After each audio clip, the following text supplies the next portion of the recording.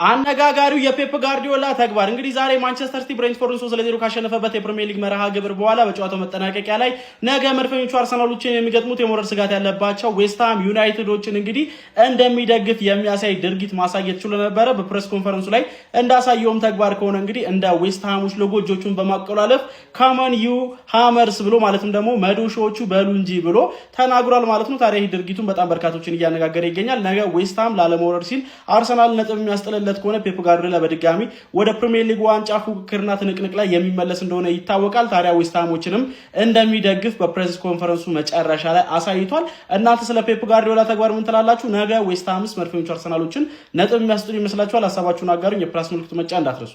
ቆይ ሲጀመር ስለ ሲቲም ስለ ብሬንፎርድ ምኛ ምን አገባን? ምንም እኮ አይመለከተንም። ጀሞ ስለ ራሳችን ክለብ ብቻ እናውራ። በቃ አንዱ ሁሉ ነገር በእጃችን ነው። ስለ ነገ ጨዋታ እናውራ። ነገ በመናደርገው ጨዋታ ላይ እንግዲህ የማሸነፍ ግምታችን 58.1% ተሰጥቶናል። ዌስትሃም ደግሞ 19% ተሰጥቶታል። ጀሞ ቀሪው አቻ ይጠናቀቃል ብሎናል ኦፕታ ማለት ነው። ጀሞ በዚህ ጨዋታ ላይ ሁለት ተጫዋቾቻችንን አናገኝም ሜዳ ላይ። አንደኛው ቲምበር ነው፣ ሌላኛው ደግሞ ሜሪኖ ነው። ከዛ ውጪ ሁሉም ተጫዋቾቻችን ለዚህ ጨዋታ ዝግጁ እንደሆኑ እየተገለጸ የሚገኘው ጀምአው እዛ ሜዳ ላይ ሄደን ብርቃችን አይደለም አሸንፈን መመለስ። በቃ ለዘመናት በዛ ያሉ ጎሎች ለዛውም እያስቆጠር የምንመለስበት ቦታ ነው። ከሌላው ጊዜ ለየት የሚያደርገው ይሄኛው ዌስትሃም አላማ አለው። አላማው ምንድነው? ላለመውረድ ለመጮት ይሟገተናል። ይሄም አይቀር ነው። ግን እኛ ከሱ የተሻለ አላማ ያለን ቡድን ነው ይዘን ወደሱ ጋር መንቀርበው። ገብቷቸዋል አይደለ? በጣም የተለየ የተራበ ዋንጫን ለማሸነፍ ፍላጎት ያለው ቲም ነው ያለንና ይህንን ጨዋታ በአግባቡ አሸንፈ ነው የምንመለስ ይሆናል። ሌላው ጀማው ነገ ይኖረናል ብላችሁ የምታስቡት ግምቱ ያስተላለፍ እስቲ ደቅ አድርጉልኝ ኮሜንት ሴክሽን ላይ ጀማው። እኔ በቀጣይ ቪዲዮ ደግሞ ግምቱ ያስተላለፋችሁ ምን ሊሆን ይችላል የሚለውን ይዤላችሁ መማጣ ይሆናል። ኮፒ ሊንክ ሼር ማድረጋችሁ እንዳትረሱ። ድል ከኛ ጋር ነው የምትሆነው ነገ ጀማው። ይመቻችሁ። ስለ ዋንጫ እያሰብክ ነው ወይ የሚል ጥያቄ ለኤርሊንግ ብሮት ሃላንድ ከጋዜጠኞች ቀርቦለት ነበር ሀቢቢ። እሱም እንዲህ በማለት መልሷል። አዎ ለማንቸስተር ሲቲ ነው የምንጫወተው። እዚህ ሁሉ ቀን ስለ ዋንጫ እናስባለን፣ ሁሉም ቀን ስለ ዋንጫ እናስባለን አለ። ወላሂ ጨዋታ አይጠገምሳ። እሱ ያለፈ ታሪክ ነው። ከዚህ በኋላ እኛን እንትላለፍ ብቻ ነገ ማሸነፍና ማሸነፍ። ከዛ በኋላ እዳው ገብስ ነው ሀቢቢ። እኛ ዌስትሃም ማሸነፍ ይለናል። ይሄ ቲም እየተፋታን አይደለም እንዴ እናንተ ቋጠሮ በፔፕ ብሶ የለ እንዴ? የምሬን ነው የምላችሁ። እስኪ አንድ ቪዲዮ ላሳያችሁ፣ ተከተል።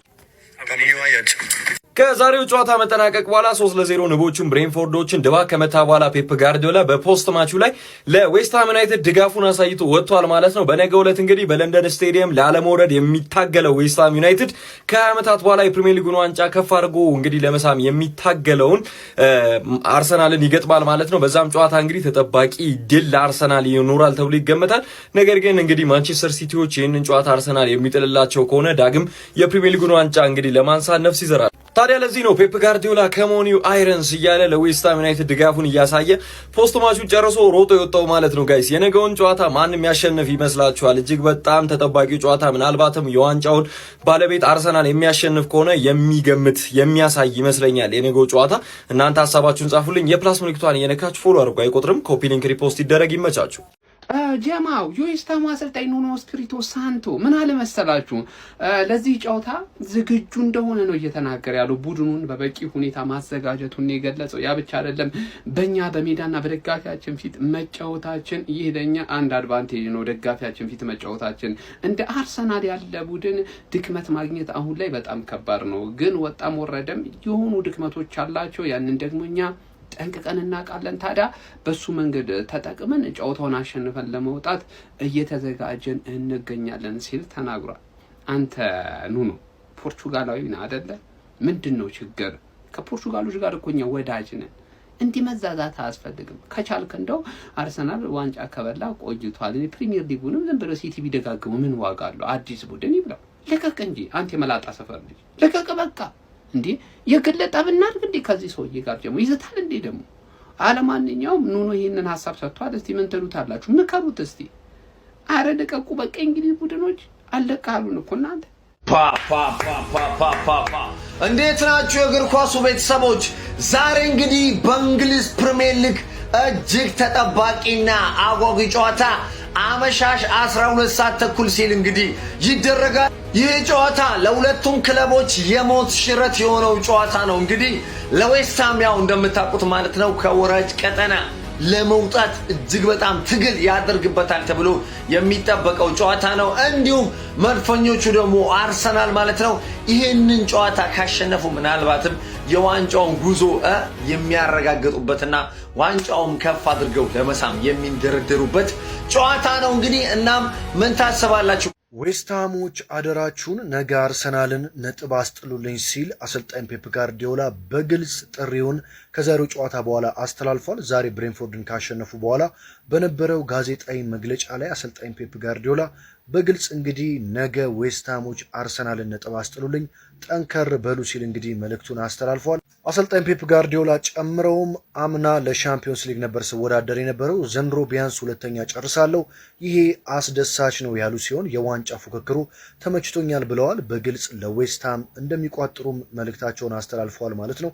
ፔፕ ጋርዲዮላ ለዌስትሃሞች ያቀረቡት ጥሪ እንግዲህ ተሳክቶ ዌስትሃም አርሰናልን ነጥብ ያስጥለዋል ወይስ መድፈኞቹ ዌስትሃምን አሸንፈው የፔፕ ጋርዲዮላ ቋጠሮ ላይ ውሃ ይቸልሱበታል የሚለው በጉጉት የሚጠበቅ ነው ማለት ነው። የእናንተን ሀሳብ አስተያየት ኮሜንት ላይ ያስቀምጡልኝ። በየዕለቱ ስፖርት መረጃዎችን ለማግኘት ፎሎ ማድረግ አይረሳ። የሚቻችሁ ቆይ ሲጀመር ስለ ሲቲም ስለ ብሬንፎርድ እኛ ምን አገባን? ምንም እኮ አይመለከተንም። ጀሞ ያገባሃል። ሲቲ ማሸነፉም አለመሸነፉም ያገባሃል። ምንድነው? ምንም አያገባኝ። ምን ማለት ነው? ያገባሃል። አሁንም ስለ ዋንጫው እያሰብክ ነው ወይ ተብሎ የተጠየቀው ኤርሊንግ ብራውት ሃላንድ ከዛሬው ጨዋታ በኋላ ምን ሆናችሁ ነው የምጫወተው ለማንቸስተር ሲቲ እኮ ነው፣ ስለዚህ በየቀኑ ነው ስለ ዋንጫው ማስበው ሲል አሁንም በፕሪሚየር ሊጉ ላይ ተስፋ እንዳልቆረጡ ተናግሯል ማለት ነው። በነገራችን ላይ በጣም የሚያስገርም አንድ መረጃ ስነግራችሁ ማንቸስተር ሲቲ ከከተማ ተቀናቃኙ ማንቸስተር ዩናይትድ ለ13ኛ ተከታታይ ዓመት የፕሪሚየር ሊጉ በደረጃ ከዩናይትድ የበላይ ሆኖ ማጠናቀቁን አረጋግጧል ማለት ነው። ይህ የሚሆነው እንግዲህ ማንቸስተር ቀን ላይ ባደረገው ጨዋታ ከሰንደርላንድ ጋር አቻ መውጣቱን ተከትሎ ነው። እንግዲህ አሁን መድፈኞቹ አርሰናሎች ከዌስትሃም ከበርንሌይ እና ከክሪስታል ፓላስ ጨዋታ ሲቀራቸው ሁለቱን ከሜዳቸው ውጭ ያደርጋሉ። አንዱን ደግሞ በርንሌይን በሜዳቸው ኤምሬትስ የሚገጥሙ ሲሆን ማንቸስተር ሲቲ በአንጻሩ ክሪስታል ፓላስ፣ በርንማውዝ እና አስቶን ቪላ ይቀሩታል ማለት ነው። ቼልሲን ደግሞ በኤፍኤ ካፕ ይገጥማል። እንግዲህ ማንቸስተር ሲቲን ወደ ዋንጫ ፉክክሩ በየጨዋታው እየመለሰ የሚገኘው ተጫዋች ደግሞ ይህ ጄረሚ ዶኩ ነው። በጣም አስገራሚ የውድድር ዓመት እያሳለፈ ይገኛል። ባለፉት ጨዋታዎች ከአርሰናል ጋር ከተደረገው ጨዋታ ውጪ በእያንዳንዱ ጨዋታ እንግዲህ ወይ ግብ ወይ አሲስት እያደረገ ለማንቸስተር ሲቲዎች እጅግ ትልቅ ጥቅም እየሰጠ ይገኛል። ኤርሊንግ ብራውት ሃላንድ እንዳለው አርሰናል ለማንቸስተር ሲቲ ዋንጫውን ሰጥቶ የኤርሊንግ ብራውት ሃላንድ በየቀኑ ስለ ዋንጫው ማሰብ ይሳካለታል ወይስ መድፈኞቹ ካሁን በኋላ እንዳለፉት ዓመታት ነጥብ መጣልና ዋንጫ መስጠት የለም በሚል ዋንጫውን ያሳኩታል ወይ? በጉጉት የሚጠበቅ ጉዳይ